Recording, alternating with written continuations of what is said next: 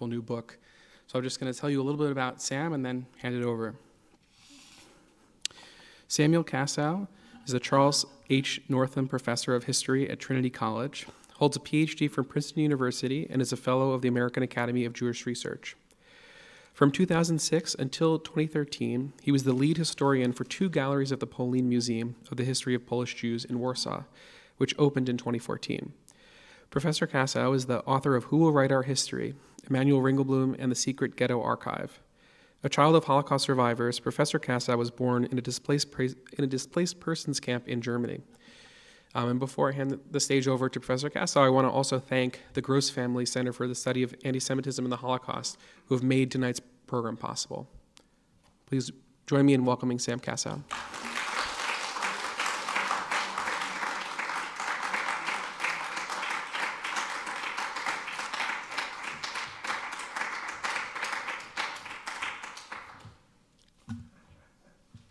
Well, thank you for inviting me here, and it's always a special occasion for me to have a chance to be at the YIVO.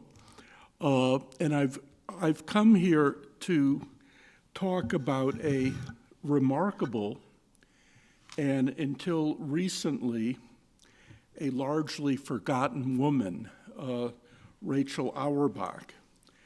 And Rokhl Auerbach dedicated her whole life to preserving the memory of the Holocaust. And her life reflected many of the tensions and the ruptures of East European Jewry in the 20th century.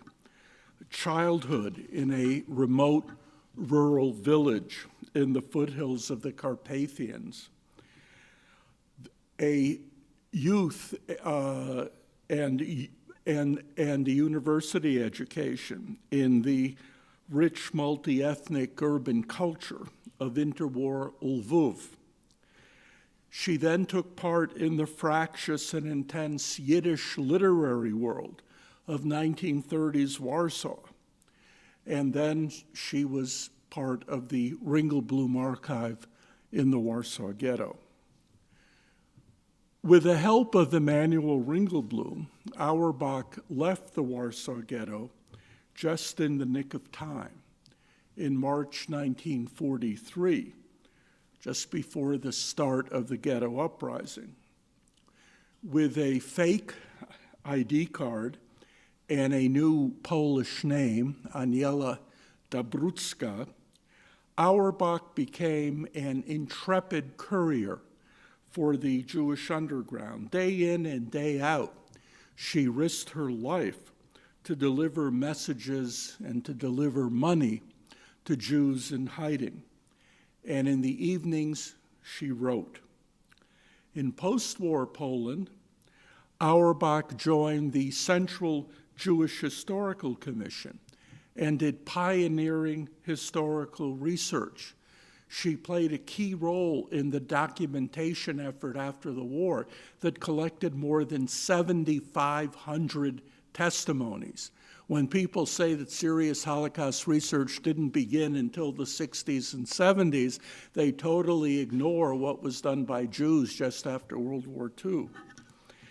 After Auerbach left Poland for Israel in 1950, she started the Survivors Testimony Division at Yad Vashem, and she played an important behind-the-scenes role in preparing for the Eichmann trial, where she urged Gideon Hausner, the chief prosecutor, to put survivor testimony front and center. This would not be like the Nuremberg trials, where Jewish concerns were not the main purview of the trials. She wanted the Eichmann trial to be about Jews and about the agendas of the Jewish people.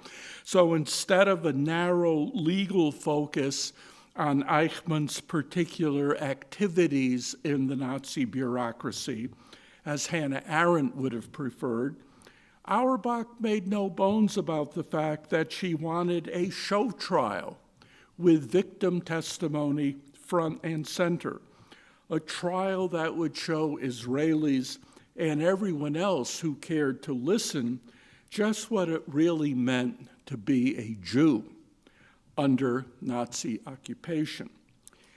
In the last years of her life in Israel, she reworked her wartime writings into memoirs of the Warsaw Ghetto. She managed to finish one volume, Warsaw Warsaw Testament, which was published in 1974. But she died in 1976 at the age of 73 as she was writing that second volume, Beim letzten Weg. It's those two volumes that I translated for the White Goat Press, which is the imprint of the National Yiddish Book Center, under the title Warsaw Testament. Among her wartime writings was a remarkable essay entitled Yizkor, Remember. Auerbach wrote it in November 1943. The ghetto was now just a heap of rubble. Its hundreds of thousands of Jews were now dead. And on a dreary day that month, Auerbach, now going under the name of Aniela Dabrutska, was riding in a streetcar in Aryan Warsaw. Now, by this time, in late 1943, the Germans had ramped up their reign of terror against the Poles. Hardly a week went by without another mass shooting of Polish hostages in downtown Warsaw. And suddenly, a Polish woman who was sitting in that same streetcar started to weep because the Germans had just shot her son. My son, she cried, over and over. And Auerbach thought to herself, this woman at least has the luxury of publicly mourning her loved ones. And she wrote, I may neither groan nor weep. I may not draw attention to myself in the street. And I need to groan, I need to weep, not 4 times a year when you say the Yizkor prayer. I need to say Yizkor 4 times a day. And that night, she went back to her room on Smolna Street, and her landlady had no idea that she was harboring a Jew, and she began to write that essay that she entitled Yizkor. How do you say Yizkor for 500,000 Jews? And as Auerbach groped for the images, for the words, for the phrases in Yizkor, to explain, to convey, to grasp the sheer magnitude of the catastrophe, she used the example of a flash flood in the mountains where she grew up. And I quote, I saw a flood once in the mountains. Wooden huts torn from their foundations were carried above the raging waters. One could see lighted lamps in them, men, women, and children in cradles tied to ceiling beams. Other huts were empty inside, but one could see a tangle of arms waving from the roof, like branches blowing in the wind, waving desperately towards heaven, waving towards the riverbanks for help. At a distance, one could see mouths gaping, but one could not hear the cries because the roar of the waters drowned out everything. And that's how the Jewish masses flowed to their destruction at the time of the deportations, sinking as helplessly into the deluge of disaster. Now, why did Auerbach begin with the image of a natural disaster, a flood? I think that as she wrote, she could intuit what people who weren't there, what those people might ask after the war. Dumb questions, Klutzkasches in Yiddish, like, What had happened to those millions of Polish Jews? Why did they let themselves be fooled? Those tough, bright, resourceful Jews, why didn't they resist? By using the imagery of a flood, of a natural disaster, as my friend David Roskies once pointed out, Auerbach anticipated those questions. Can you criticize the reactions of people swept away in a tsunami? No, the Holocaust, of course, was not a meta-historical event. It had to be studied in detail. It happened in history. But its enormity was too horrible and too unprecedented to allow for glib theories and facile questions that might compromise the memory of the Jewish masses, a memory that she cherished so deeply. And in that same essay, she added, and if for one of the days of my life I should forget how I saw you then, my people, desperate and confused, delivered over to extinction, may all knowledge of me be forgotten, and may my name be cursed. Auerbach never broke that vow, and for the rest of her life, she lived only to make sure that people remembered. Nobody told the story of the Warsaw Ghetto with as much passion and insight. Few worked more diligently to persuade historians, lawyers, and the wider public to listen, really listen, to the testimony of survivors, and to remember not just the famous names, but also the ordinary Jews who went to their deaths. At a time when the Warsaw Ghetto uprising emerged as the symbol of Jewish resistance and heroism during the Holocaust, it was Auerbach who reminded Jews to remember the writers and the poets along with the fighters, to respect other kinds of resistance, to ponder not just the trauma of mass murder, but to also think about the deep wound of cultural genocide. The Germans committed a double murder, the physical destruction of the Jews, but also the erasure of their Yiddish speech and cultural legacy. What Annette Viaviorka called the era of the witness came about in no small measure thanks to the unstinting efforts of people like Rokhl Auerbach to highlight the importance of survivor testimony.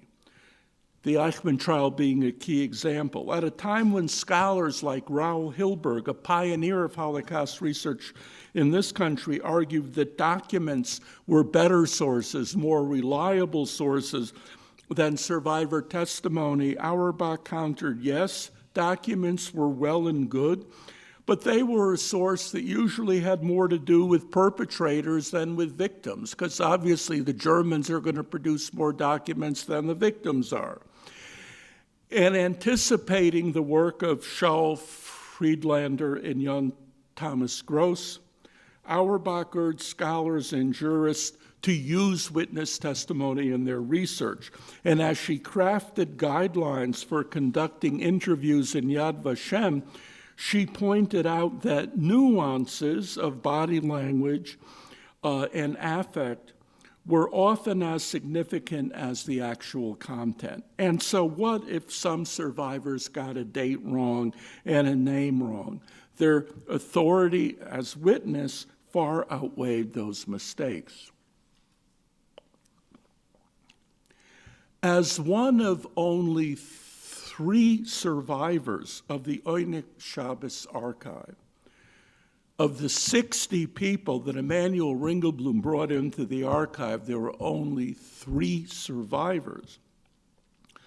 Rokhl Auerbach had the rare opportunity not only to retrieve her wartime writings that she had buried, but to rewrite them after the war. And there were some striking differences between her wartime and her post-war opinions. When the Germans began the mass murder of Warsaw Jewry on July 22, 1942, Ringelblum called an emergency meeting of the Oyneg Shabes staff, and he ordered everyone to hand in what they were writing, finished or not. There was no time to lose. The Germans, with the help of the Jewish police, were deporting 7,000 Jews a day. And all those documents were buried on August 3rd, 1942, and they surfaced in the first cache of the archive that was discovered in September 1946. When Auerbach handed over her ghetto writings to Eliyahu Gutkovsky, Ringelblum's friend, and this was on July 26, 1942, she added a note. It was a note full of raw fear, violent anger, and despair. And I quote, "I am handing over this unfinished essay to the archive, the 5th day of the mass deportations. Perhaps such horrors have already occurred before in Jewish history, but such shame, never. Jews, Jewish police, acting as tools of the killers. I want to stay alive. I'm ready to kiss the boots of the worst scoundrel just to be able to see the moment of revenge. Revenge, revenge, remember." By the way, this short note underscores a key difference between real-time Jewish writing during the war and post-war survivor writing. Real-time Jewish writing was full of anger against other Jews. It was also full of calls for revenge. Jews like Avram Levin, Yitzhak Katznelson, Auerbach, when she was writing this, they saw Polish Jewry, the cultural center of the Jewish people, being destroyed. There was no certainty that the Jewish people might even survive. Nobody knew that there would be a Jewish state after the war, and you could imagine what they were feeling. After the war, we talked about the 6 million, and they were martyrs, and the anger, the rage, the calls for revenge, they were tamped down. Now, in that same note, Auerbach also wondered whether her writings would share the same fate as the scribblings of a coal miner trapped in an accident with no survivors.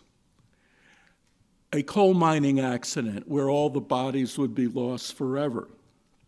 And she asked if by some chance her writings were found, would anyone care to read them? Now fast forward 2 years to early 1944. She's now, as I said, she's now on the Aryan side with false papers. Now she no longer had any doubt. She had to write. That was a debt that she owed to the dead, but she was very worried about where the writing would lead her. And I quote, "The mass murder, the murder of millions of Jews by the Germans, is a fact that speaks for itself. That is very dangerous to add to this subject interpretations or analyses. Anything that is said can quickly turn into hopeless hysteria or endless sobs. So we have to approach this subject with the greatest caution in a restrained and factual manner. This has been my intention, not to express but to transmit, to note only facts but not to interpret." But she quickly added that she realized immediately that this was a mandate that was impossible, and it was a mandate that she herself could not perform. She could not avoid feelings and emotion. After the war, in Poland and in Israel, after she had recovered her wartime manuscripts, her writing would take on yet another purpose, to ensure that the Jewish people remember, not only to keep faith with the dead, but also to use the lessons of the Holocaust to strengthen the nation and to tighten the bonds between Israel and the diaspora. Auerbach left Poland for Israel in 1950, and while she had many difficulties in her new home, she never wavered in her conviction that after the Holocaust, Israel had become the vital center of the Jewish people. And let me add, and I say this conscious that we're now observing Israel's Memorial Day, Yom HaZikaron. Let me add, those who erroneously see some contradiction between love of Yiddish and Zionism should consider the examples of Rokhl Auerbach, Avram Sutzkever, Leib Rochman, and many, many other writers. Like all good reportage, excuse me,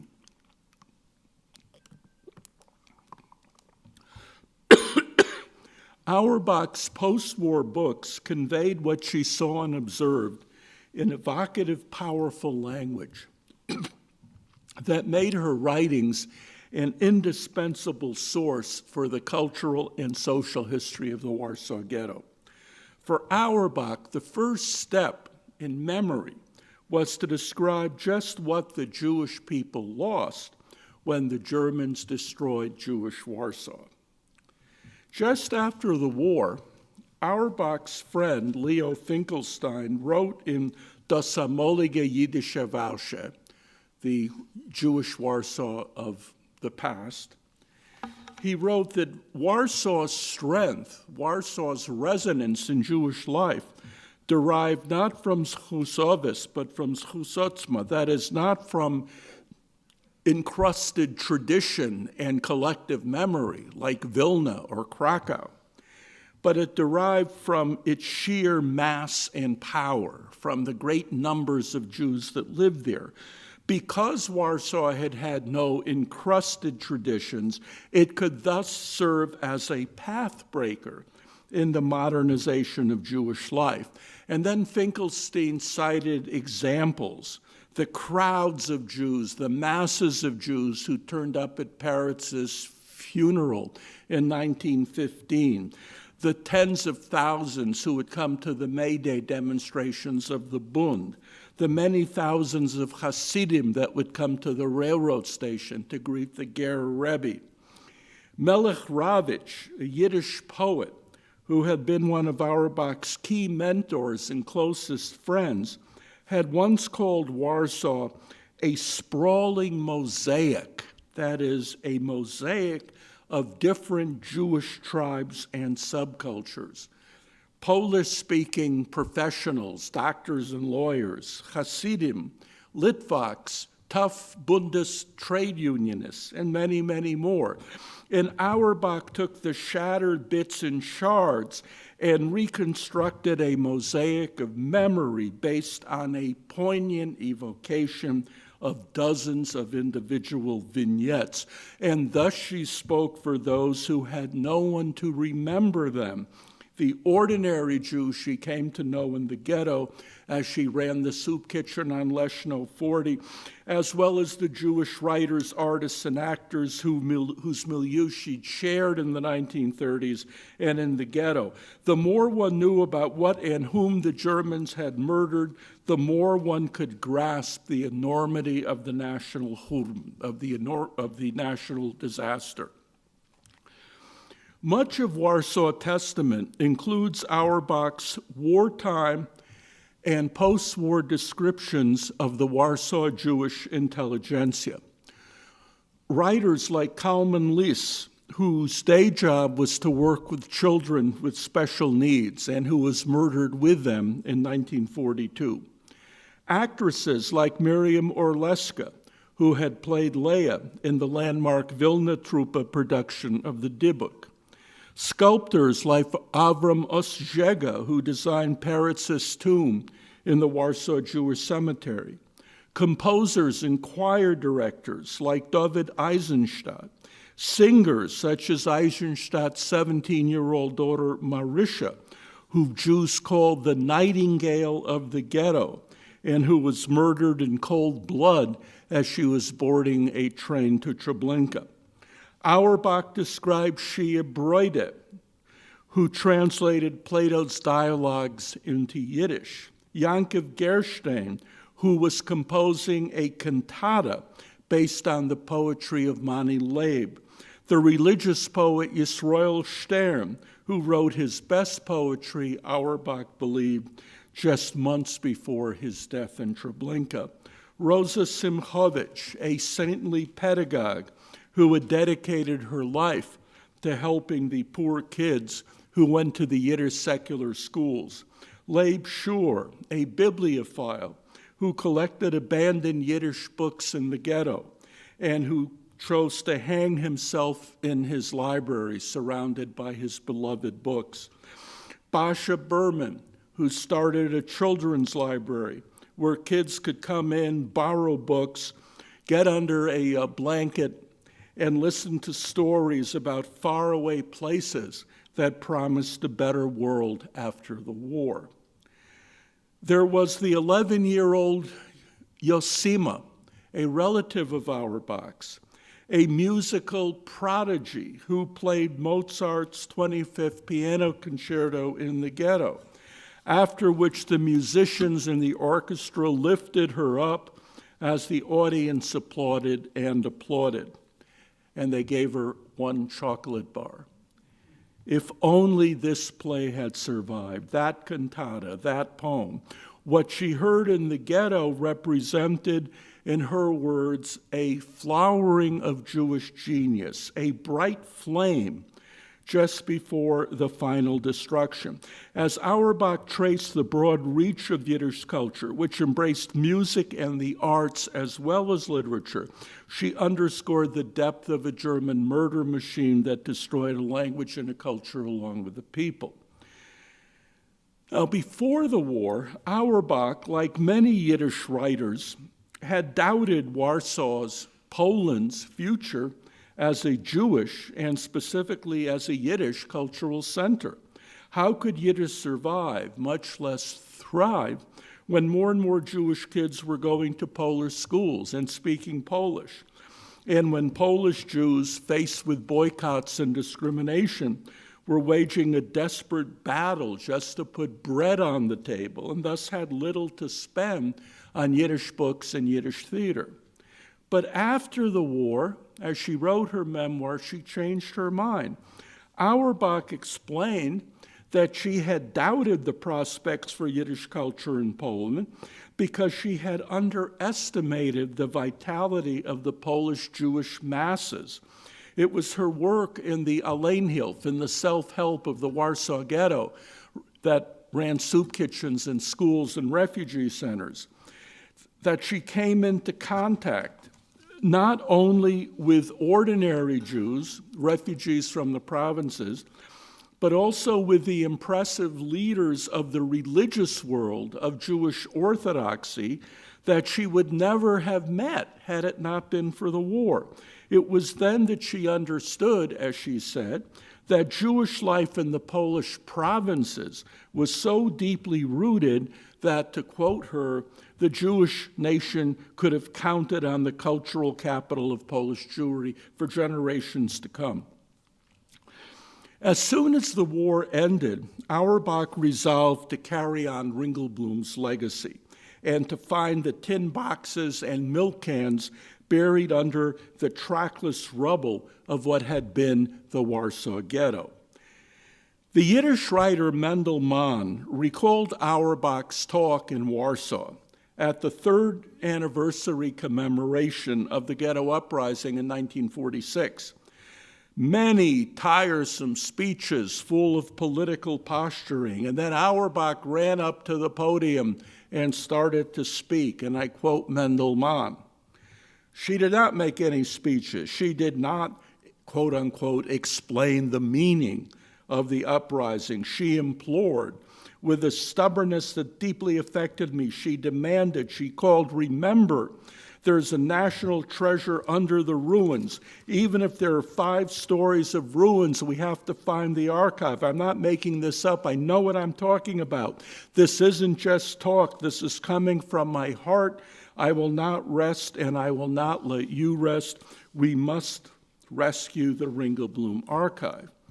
Now, Auerbach held up the model of the archive where she felt a shared sense of national mission had trumped political differences. Ringelblum brought together religious and secular Jews, Bundes-Zionists and communists, the famous and the not so famous, men and women, in a common mission to collect and bury documents.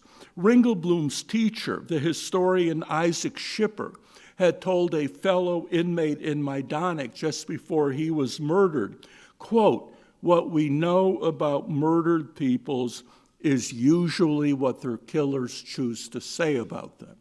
What we know about murdered peoples is usually what their killers choose to say about them." The Germans thought they would win the war, and they would determine how the Jews would be remembered, if at all. And the Jews, of course, saw the German film crews. They saw the German propaganda posters, Jews compared to rats, to lice, to vermin. They knew how the Germans would have people remember them. But in an amazing act of spiritual resistance, Ringelblum said, no, posterity will remember us on the basis of Jewish and not German documents. Those time capsules will surface someday, even if we don't live to see it ourselves. And the murdered Polish Jews will be remembered not as a faceless mass of hapless victims, but as individuals with names, with identities, individuals who were part of a resilient Jewish community with hopes, dreams, and even agency. But Ringelblum also called on the fellow members of the archive not to pull punches, but to be objective, to write about the bad as well as the good, the collaborators as well as the heroes. Auerbach took that message to heart after the war. In the aftermath of the catastrophe, she believed that for the Jewish people to recover, it had to take a hard look at what had happened, learn from failures and mistakes, examine the bad as well as the good. It was too easy to bask in the legend of armed resistance and gloss over everything else. She hallowed the exploits of the ghetto fighters and partisans, but she did not want that story to overshadow and diminish the memory of the 99% who had no weapons, of ordinary Jews who did what they could to maintain their dignity, help their families, and who, lacking money, contacts on the Aryan side, fluency in the Polish language, and certainly even the ability to imagine the worst, they were all swept away in the torrent of death. Like much of the Oyneg Shabes staff, Auerbach was active in the pre-war YIVO, where scholars and ordinary Jews worked together to sammle, to collect documents and source materials, to build archives, to raise the prestige of Yiddish, and to use self-knowledge to empower Jews and help them in their struggle for dignity and equality. A key goal of the YIVO was to explore everyday Jewish life, zu erkennen dem Heim, to know the everyday. Faith in Wissenschaft, which is a pun. Wissenschaft is science and knowledge, but if you break it apart, as Max Weinreich did, Wissenschaft, knowledge creates, knowledge protects. And the YIVO did this through surveys, interviews, the encouragement of personal writing such as youth autobiographies, many of which are now in this building. This was the modus operandi of the Oyneg Shabes, and in many ways the Oyneg Shabes was simply the YIVO in the Warsaw Ghetto, no more, no less. Auerbach's work followed in the footsteps not just of Emanuel Ringelblum, but also of YIVO director Max Weinreich, who made special efforts to incorporate the insights of Sigmund Freud and social psychology into the study of Polish Jewry. In the highly politicized and divided world of interwar Polish Jewry, where there was so much stress on the collective, on the group, on ideologies, rather than on the individual, Max Weinreich, in his youth studies project, for instance, argued that you can't understand Klal Yisrael, the Jewish collective, without grasping the needs of Reb Yisrael, the Jewish individual. the aspirations, drives, obsessions, hopes of the many individuals who made up the Jewish mass in Poland. Unlike many other writers and memoirists of the Holocaust, Auerbach focused not so much on writing a chronicle or a historical record as developing what I would call a phenomenology of emotions and reactions during the Holocaust. She focused not so much on recording facts as on evoking a socio-psychological study of Warsaw Jewry on the brink of the abyss. Before the war, she'd studied social psychology at the Jan Kazimierz University in Lwów and had come to know many of the Polish experts in the field. In her wartime and post-war writings, she delved into the complex interplay of psychological factors in individuals, families, and entire social groups. How does a community, how do individuals react to a slowly unfolding catastrophe? A disaster that began in 1939, a disaster that progressed in stages. Economic ruin, armbands, beating, a ghetto, disease, hunger, and then the mass deportations in 1942, which the Germans skillfully camouflaged at first as a mere culling of unproductive elements. We're not going to take you, we're going to take your neighbor who's too weak to work. You don't have to worry about a thing. How do people experience time? How do they try to shield themselves from the awful truth? Auerbach investigated rumors, false hopes, illusions. She told a complicated story, resilience, vitality, and self-sacrifice on the one hand, corruption and moral collapse on the other. She stressed the German skillful use of psychological factors to effect the destruction of Warsaw Jewry. The Germans were able to use the Jews' strengths against them. The Germans played with the Jews and their natural human instincts of hope and of self-preservation.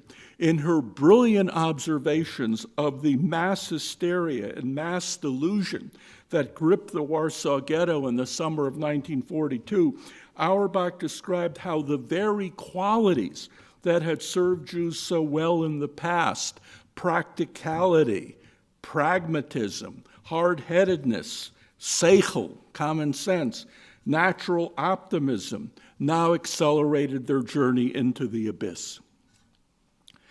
Like many of her fellow Oyneg Shabes collaborators, such as Peretz Opaczynski, Auerbach was a superb observer of the Jewish everyday. She had a fine sense of the nuances of the behavior and the speech of different classes of Polish Jews, whether they lived in small towns or in urban centers such as Warsaw. Before moving with her family to Lwów, as I said, she'd spent her childhood in a remote village, not a shtetl, but a village, in Podolia, Lanowitz, where she acquired a love of Jewish folklore and the Yiddish language. But Lanowitz also gave her a chance to befriend her Polish and Ukrainian neighbors. She played with Polish and Ukrainian kids, and that immersion in her non-Jewish surroundings, she believed, helped her survive later on. And I quote, "How did I survive on the Aryan side when hundreds of other Jews perished? It certainly was not because I was smarter.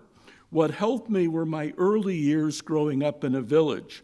Those close ties with non-Jews left a mark on my personality. What rubbed off on me was that rural Slavic temperament."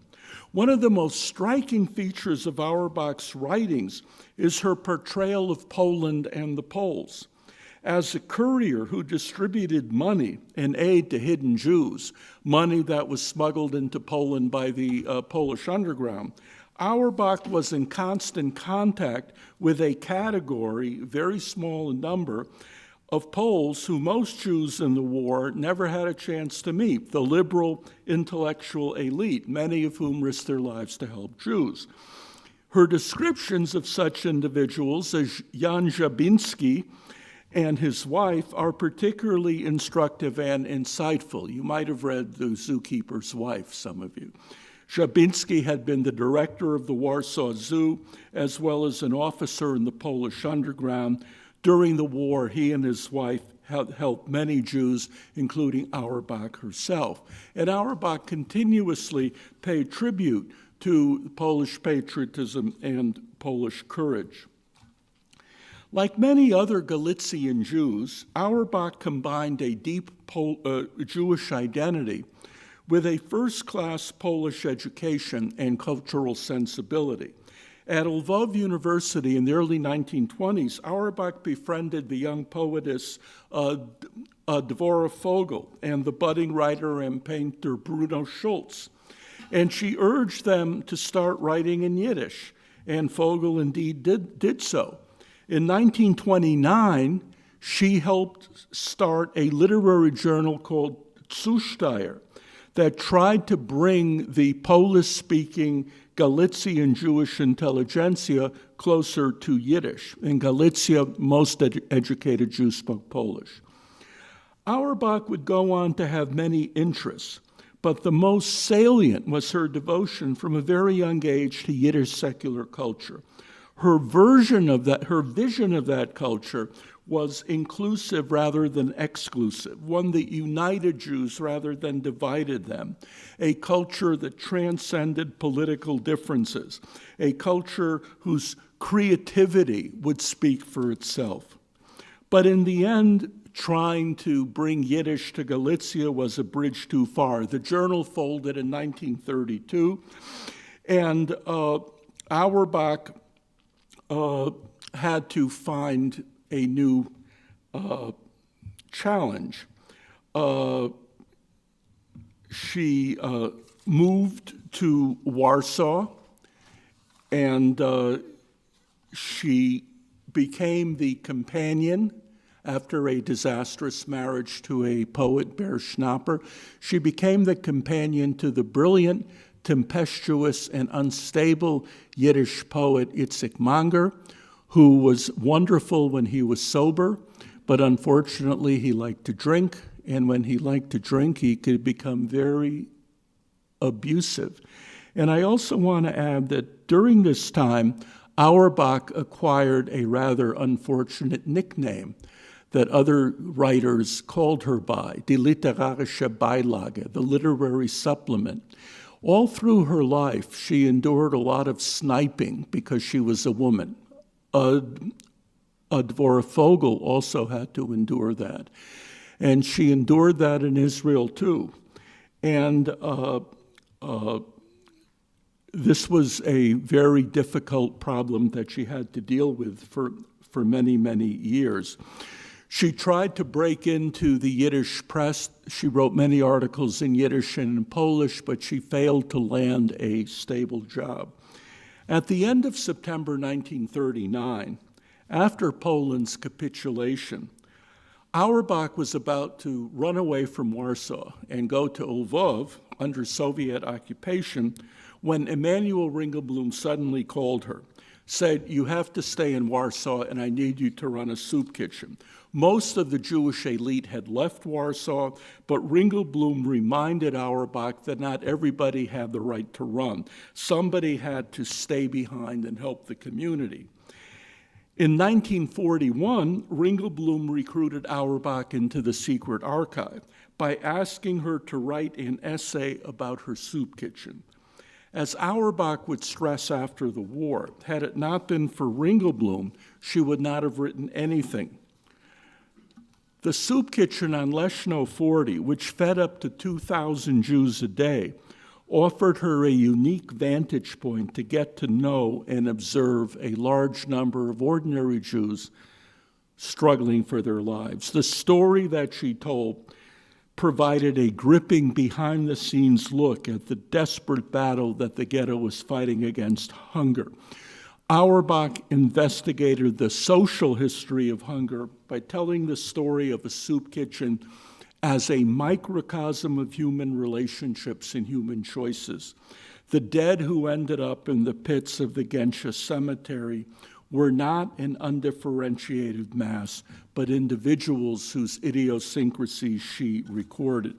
Now remember that the soup kitchens could give you about 700 calories a day, which means that you're not going to starve tomorrow, but if that's all you have, probably over the course of 4 or 5 months, you're going to starve. And Auerbach had to watch person after person growing steadily weaker, and then they die. And there's just one excerpt from her essay on her soup kitchen about one family of sisters. I remember the Kobrenner family, 3 sisters who managed to rescue a fine aluminum pot from what had once been a home and a life. In the early days, one of the sisters would come to get soup for all 3. Maybe the others were working elsewhere. I didn't really know the family at first. Half a year later, a woman approached me. She had a chit and was carrying a pot. My sister is sick, she told me. That happened before they organized the ghetto. Our kitchen was serving about 600 soups a day at that time. The woman who doled out the soup, Miss Helena, knew all the customers. She served them with a smile and a warm word. She knew about their lives and their troubles. She asked the new sister how the older one was doing, and so it was. One sister took the other's place. A while later, Helena informed me that the third sister was standing in the soup line. So now the second sister no longer had the strength to come. Only the pot remained as before, well cleaned and glistening brightly. That pot told volumes about a way of life, about a tidy home, about the dignified decline of yet one more Jewish family. In her diary entry of August 4th, 1941, she noted, "What is the use of all our work if we can't save even one person from death by hunger?" Ringelblum gave her new assignments. In September 1942, he asked Auerbach to interview Avram Shapitsky, who just escaped from Treblinka, where he'd spent 11 days. The protocol of the interview in Yiddish ran to more than 100 pages, and it was sent to the Polish government in exile in London, which forwarded it to America and to Britain.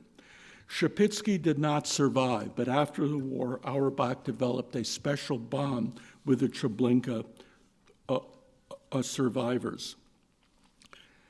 On the Aryan side, after the ghetto uprising, Auerbach continued to keep the archive going.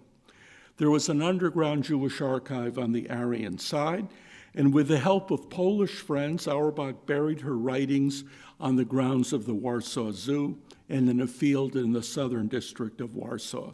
Both caches survived the war. As Auerbach wrote, "I had better luck in saving paper than in saving people." I had better luck in saving paper than in saving people. What happened to Auerbach in Israel is also very fascinating, but that's the subject of a different lecture.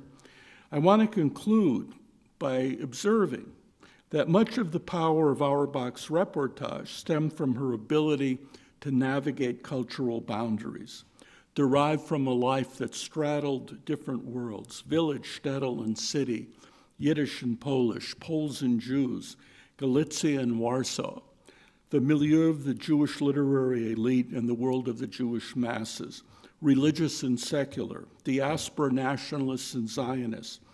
Those qualities make her memoirs all the more important for an understanding of the Holocaust. Thank you.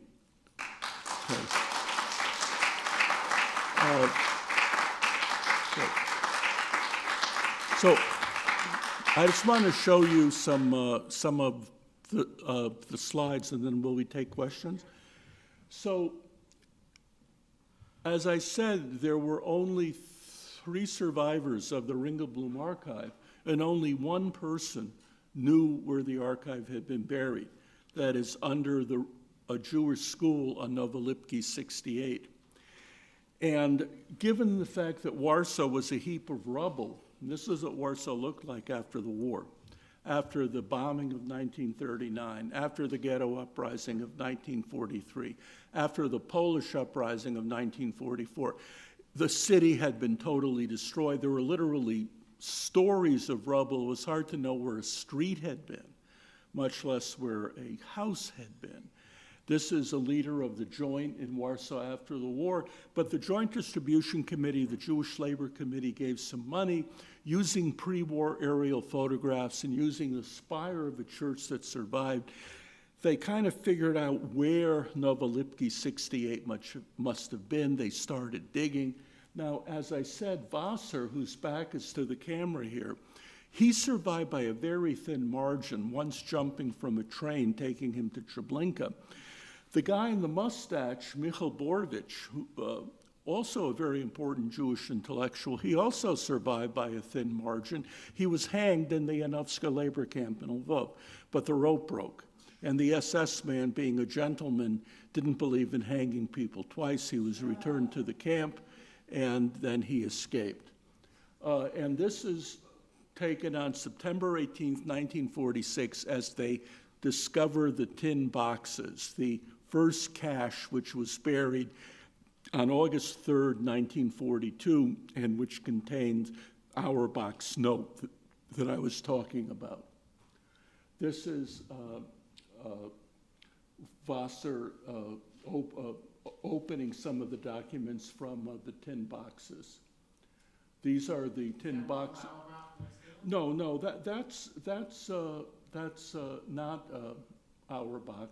That's another woman who worked at the Jewish Historical Institute. The second cache of the archive was found unexpectedly in December 1950. By that time, Auerbach and Wasser had already left for Israel. Polish construction workers were building new buildings on the site of the former ghetto, and they came across 2 aluminum milk cans. And their eyes lit up because everybody knew that every Jew was loaded with gold and diamonds. And it was after the war, in many ways, Poland resembled the Klondike gold rush, where people were digging up earth in the former death camps looking for gold. And when the workers saw that the milk cans were full of paper, they were going to junk it all. Ringelblum's diary, the writings of the Piaseczner Rebbe, the diary of Avram Lewin, all would have been junk. But the foreman came back from his lunch break just then and said, we can't junk this, we have to send it to the Jewish Historical Institute. This is Emanuel Ringelblum as a young man, student at Warsaw University. This is a lovely picture. This was taken in 1935 in Vilna at the Second Congress of YIVO. And at the very left, we see Ringelblum, and then in black, we see Itzik Monger, we see Rokhl Auerbach, then we see Jacob Schatzky, who by this time was living in New York. He wrote the Great History of Warsaw Jewry, and he founded the American branch of the YIVO. Second from the right is Raphael Mahler, who came to the United States in 1938. This is Ringelblum, his wife Judita, and their little son Yuri when Yuri was born. This is Ringelblum and his son, who he adored. And I tracked down a woman in Queens, Hannah Hirschhout, who was Ringelblum's student at a high school for middle-class Jewish girls in Warsaw, where the girls spoke Polish instead of Yiddish, where they kind of looked down on Dr. Ringelblum, who had to do 4 or 5 different gigs to put food on the table. And he would come into class a little bit sweaty, a little bit disheveled, and when the girls didn't want to take an exam, one would be delegated to raise her hand and say, Dr. Ringelblum, you haven't talked about your boy lately. And Ringelblum would pull out his wallet, show pictures, talk about his son, and then they wouldn't have to take the exam.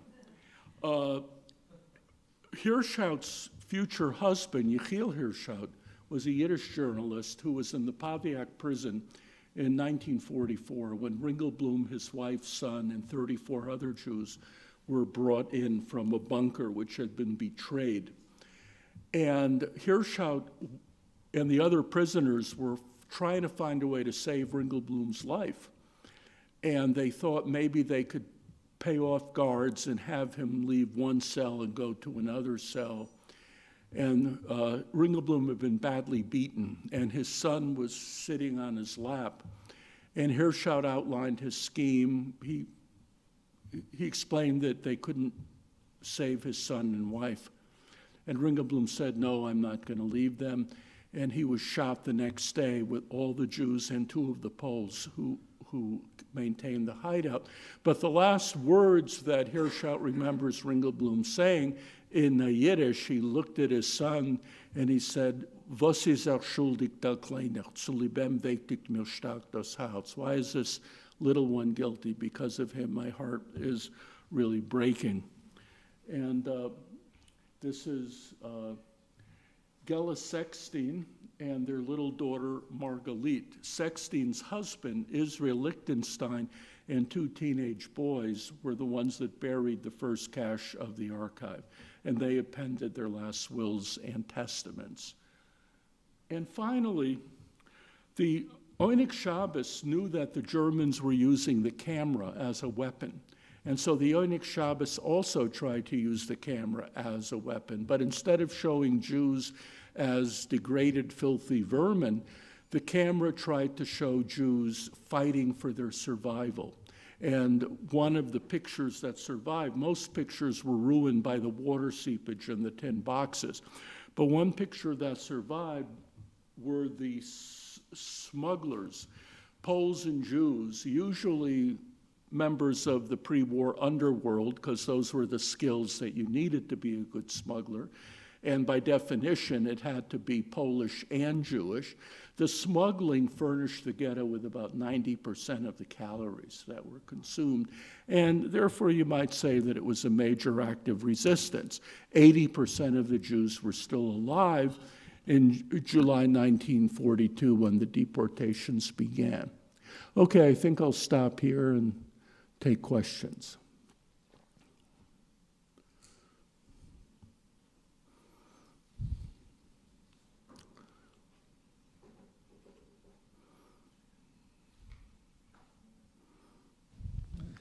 I hesitate to ask this as the first question, but not seeing anybody else.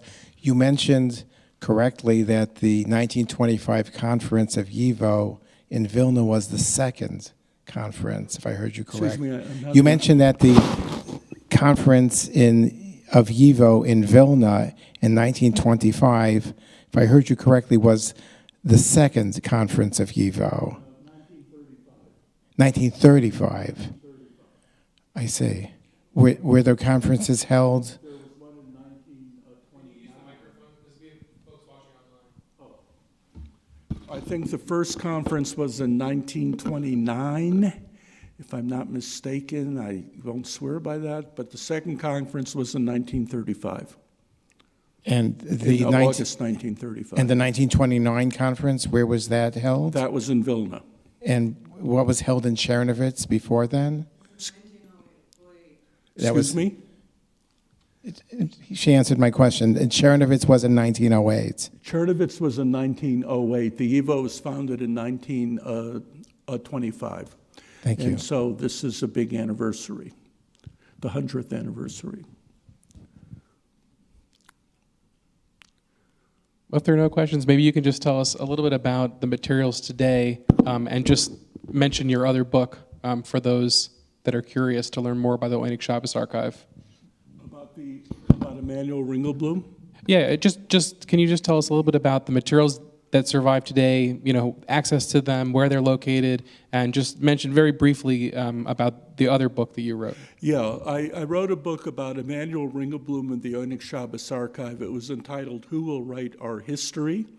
And Roberta Grossman and Nancy Spielberg made a movie, a docudrama, you might say, or a documentary film, and it's been translated into 8 languages. It's not just the study of the archive in the Warsaw Ghetto, it's not just the study of cultural resistance, but it's also a reminder that to understand Jewish life in the ghettos, you really had to dig back into the pre-war period.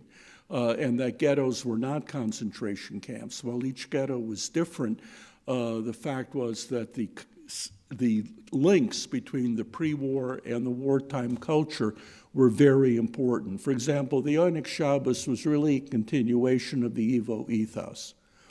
And this is one of the things that I tried to show in the book. Thank you so much, Professor Cassow.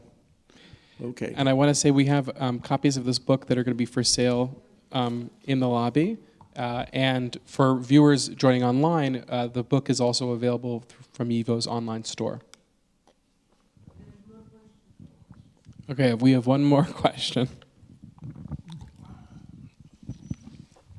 Thank you for a very informative lecture and putting it all together in my mind. And I didn't come in with a lot of knowledge, just general. And your metaphor of the tsunami and the flood was really focuses it. My question is, like my whole life, I've heard how the Jews didn't rebel. They took it, they went along, and then there was always the Warsaw Rebellion was pointed at. Were there other rebellions that we didn't hear about, or is not of renown? Oh, there were many rebellions. I mean, there were many rebellions in the small towns. There were rebellions in the death camps in Treblinka, in Sobibor. Jews who were shackled and who were used to burn bodies and imprisoned in deep pits managed to escape. There were attempted rebellions in the Białystok Ghetto, in the Vilna Ghetto. Jews fought in the partisans. So yes.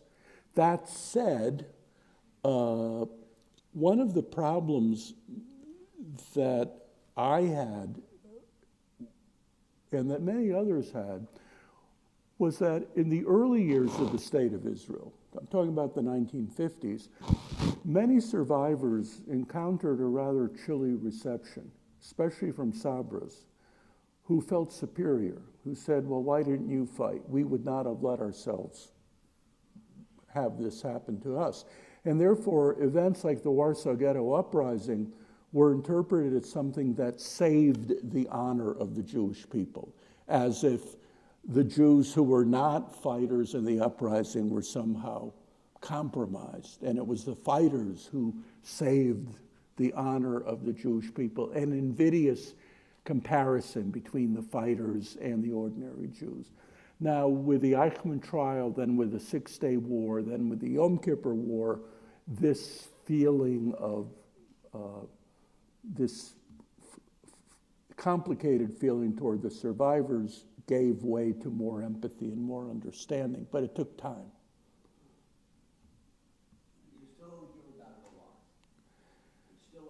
Oh yeah, I mean, I'll give you another example. One of a terrible experience for Auerbach was the Eichmann trial itself, because she was supposed to testify. She did testify, but she was told she'd be given an hour and a half.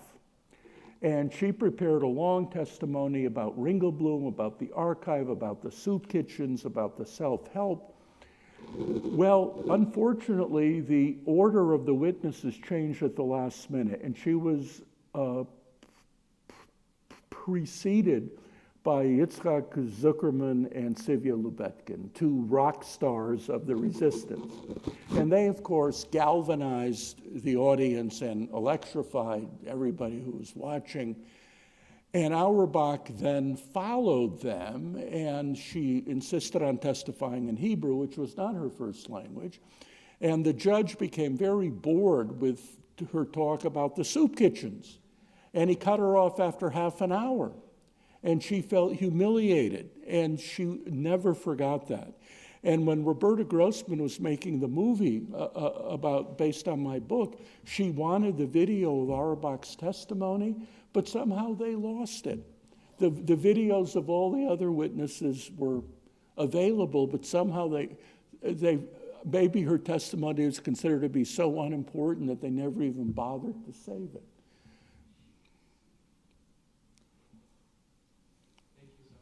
Okay. Thank you so much.